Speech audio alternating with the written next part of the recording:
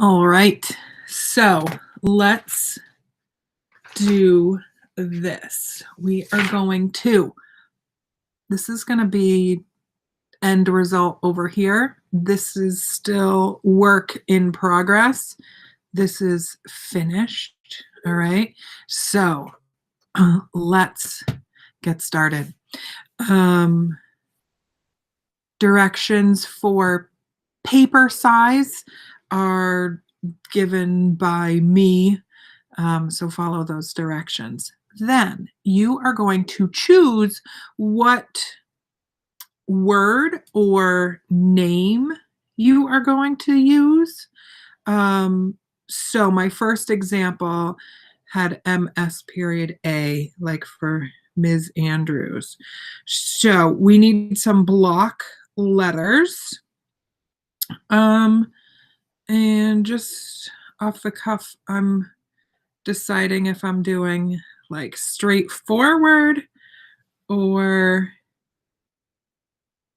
apparently I'm doing random. You can use capital letters or lowercase letters. You can have them, oh, sorry, it's backwards. You need block letters, all right? You need block letters. No depth or anything, just block letters so that we can fill in what we're doing, all right? So block letters, your choice if they're going to be straight across or random and how they're going to fill the page. But you're going to want to be able to read it when you finish. So needs to be legible and kind of straightforward.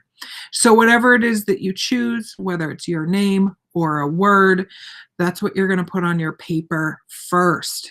If you want to use a ruler, that's a great idea. You can absolutely use a ruler if you don't want the organicness of a freehand.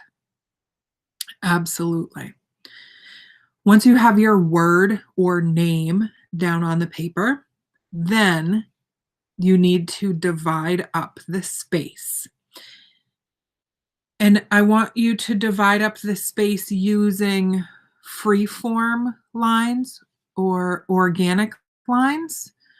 You can use geometric, you can use linear lines with a ruler. If that's going to be just a big argument with your brain. So I'm okay with that. But in my head, I am thinking right now we need to divide up these letters, right?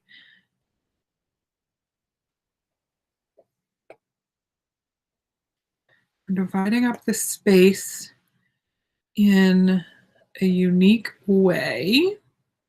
Ooh, nice. And they need to be closed off because like this will become its own shape. This will become its own shape and so on.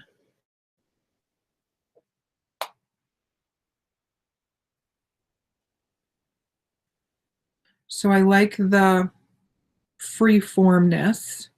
I want to get this divided up more.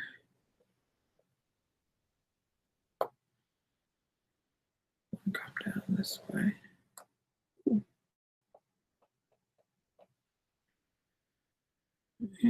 Let's divide this. This is going to be a big space. This will be one value, and then this will be one value. So if you want that smaller, there. So that'll be one value. This will be one value. This will be one value. This will be one value. This will be one value. All right, looking good. I'm wondering if I want this large or smaller.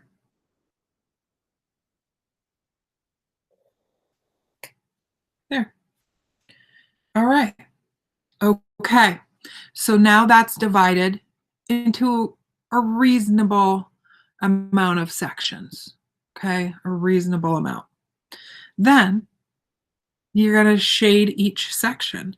So you'll see here, I'm just going to start here and pick pressure, a pressure that I'm comfortable with. It gets more challenging as it goes, you know, to have it become more and more random. But what we're focusing on, I can feel myself using my fine motor skills. My fine motor skills are the small motor skills, being more accurate. You have two types of motor skills: fine motor skills and gross motor skills. Gross motor skills, not funny. Gross motor skills are large movements. So, like pitching a softball is a gross motor skill. Throwing the football 40 yards, that's a gross motor skill. A large movement. Jumping jacks, those are gross motor skills. Okay. So these are fine motor skills, and they are both important. All right. So I'm picking a value, and I'm making it even. All right. Then go to the next. You can choose how you want to approach this, from one edge to the other or from the middle out, just to decrease the amount of graphite you get on your hand. However, you can always put a piece of paper or paper towel underneath or in between your artwork and your hand to decrease the amount of graphite that you get on you. Then you can, I want to go super light here.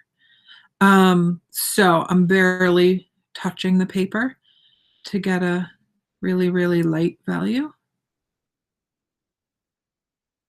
I'm staying in that section. Right.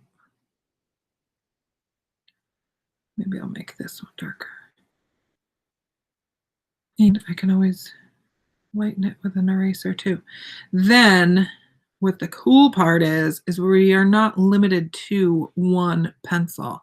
So I was telling you the other day, you've got your number 2 pencil, and this mechanical pencil is that more precise graphite.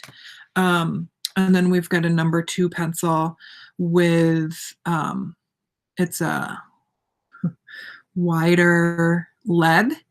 So you'll have a wider distribution of graphite. It's less precise than the mechanical. So that's 2 pencils that you can work on your variety of value.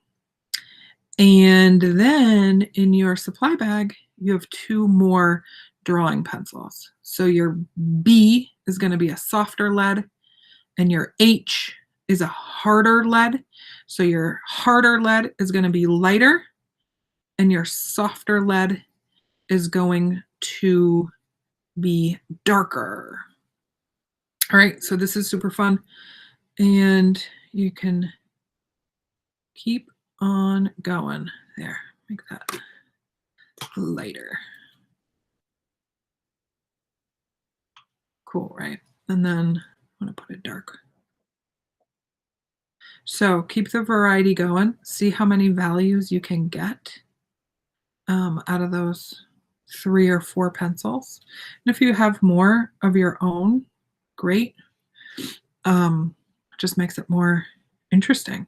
So just keep going. You're going to fill in the whole page, and hopefully this is helpful to get you going on this fun shading project that will be enjoyable for you. All right, let me know if you have any questions.